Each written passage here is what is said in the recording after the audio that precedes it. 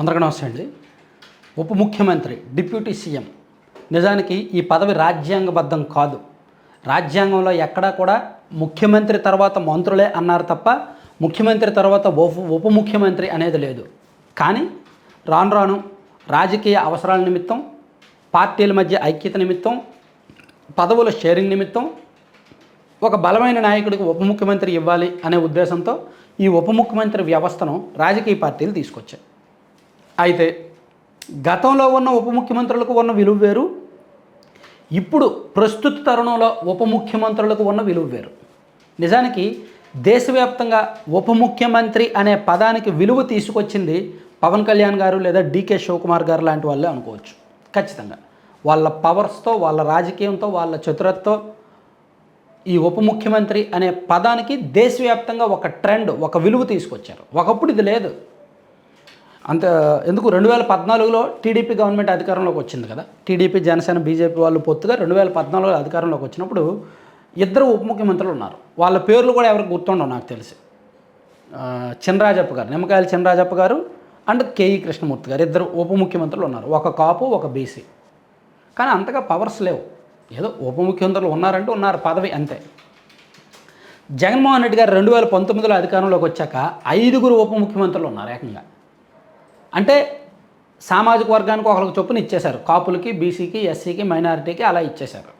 వాళ్ళ 5 పేర్లు అయితే నాకైతే పూర్తి స్థాయిలో గుర్తులేవు. నాకు తెలిసి అంజద్ బాషా అనుకుంటా, అండ్ నారాయణ స్వామి గారు అనుకుంటా, అండ్ ఇంకా ఉప ముఖ్యమంత్రులు ఆళ్ళ నాని గారు కూడా కొంతకాలం చేశారు. అండ్ ఇంకా ఉప ముఖ్యమంత్రులు అయితే 5 ఉన్నారండి. సడన్గా నేను చెప్పలేను, గూగుల్లో చూస్తే అందరూ చెప్పచ్చు. సడన్గా గుర్తుండేలా ఉండాలి. శాశ్వత ముద్ర వేయాలంటే మైండ్లో స్ట్రైక్ ఉండాలి. అంటే ఇక్కడ నా ఉద్దేశం ఏంటంటే, జగన్మోహన్ రెడ్డి గారు ఏంటి ఏదో కులానికి ఒక పదవి ఇవ్వాలి, కులానికి మేము పెద్ద పదవి ఇచ్చేసామని చెప్పుకోవడానికి ఉప ముఖ్యమంత్రి పదవులను సృష్టించి 5 పదవులు ఇచ్చారు. కానీ వాళ్ళకి పవర్స్ లేవు. పదవి అయితే ఉంది కానీ పవర్స్ లేవు.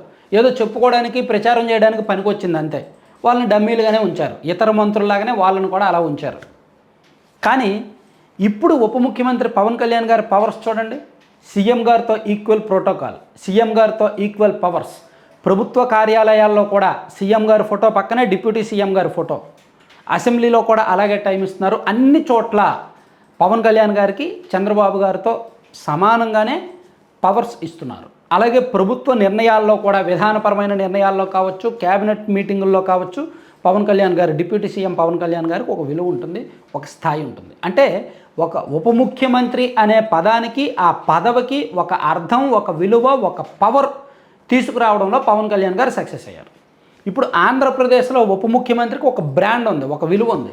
సో భవిష్యత్తులో ఎవరైనా సరే ఉప ముఖ్యమంత్రి అంటే ఓకే, ఈక్వల్ టు సీఎం అనేటట్టు ఫీల్ అవుతారనమాట. ఆ స్థాయి పెంచారు. ఆ పదవికి స్థాయి పెంచడంలో పవన్ కళ్యాణ్ గారు సక్సెస్ అయ్యారు. సేమ్ కర్ణాటకలో డీకే శివకుమార్ గారు కూడా అంతే.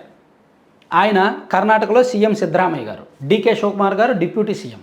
కానీ చాలామంది ఎమ్మెల్యేలు డీకే శివకుమార్ గారి కంట్రోల్లో ఉంటారు.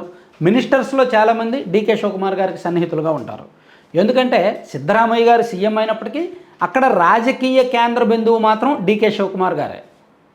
ఎందుకంటే అక్కడ కర్ణాటకలో కాంగ్రెస్ అధికారంలోకి రావడం వెనకే డీకే శివకుమార్ గారు చాలా ఖర్చు పెట్టారు, కష్టపడ్డారు, వ్యూహరచన చేశారు, చాలా ఉందన్నమాట. సో అందుకు ఆయనకు ఆ విలువ ఉంది, ఆయనకు ఆ పవర్స్ ఉన్నాయి, ఆ స్థాయి ఉంది. ఆ స్థాయిని ఆయన కూడా నిలబెడుతున్నారు. అందుకే కర్ణాటక రాష్ట్రానికి ఎవరు వెళ్ళినా సీఎం గారిని కలిసిన తర్వాత డిప్యూటీ సీఎం గారిని కూడా కలుస్తారు. క్యాబినెట్ డెసిషన్స్లో కూడా ఈయనకు మాటకు విలువ ఉంటుంది. అలాగే సేమ్ మహారాష్ట్రలో 2 ఉప ముఖ్యమంత్రులు ఉన్నారు. సీఎంగా దేవేంద్ర ఫడ్నవీస్ గారు ఉన్నప్పటికీ ఉప ముఖ్యమంత్రులు 2 ఉన్నారు. ఏక్నాథ్ షిండే అండ్ అజిత్ పవార్ గారు మరణించారు ఈ మధ్య. ఆయన భార్యకు ఉప ముఖ్యమంత్రి పదవి ఇచ్చారు. సో అక్కడ కూడా ఒకప్పుడు ఏక్నాథ్ షిండే సీఎంగా పనిచేశారు కదా. సో ఇప్పుడు ఆయన ఉప ముఖ్యమంత్రి. అంటే ఆ హోదా, ఆ దర్పం, ఆ పవర్స్ అలా ఉన్నాయి. ఆ పదవికి విలువ అలా ఉంది. అంతెందుకు, బీహార్లో ముఖ్యమంత్రి నితీష్ కుమార్, ఉప ముఖ్యమంత్రి ఏమో బీజేపీ నేత సామ్రాట్ చౌదరి. సో అక్కడ సీఎం ఎంత పవర్సో బీజేపీ తరపున ఉప ముఖ్యమంత్రిగా ఉన్న సామ్రాట్ చౌదరి అంతే పవర్స్. సేమ్ ఈక్వల్ ప్రోటోకాల్ ఉంది, ఈక్వల్ పవర్స్ ఉన్నాయి.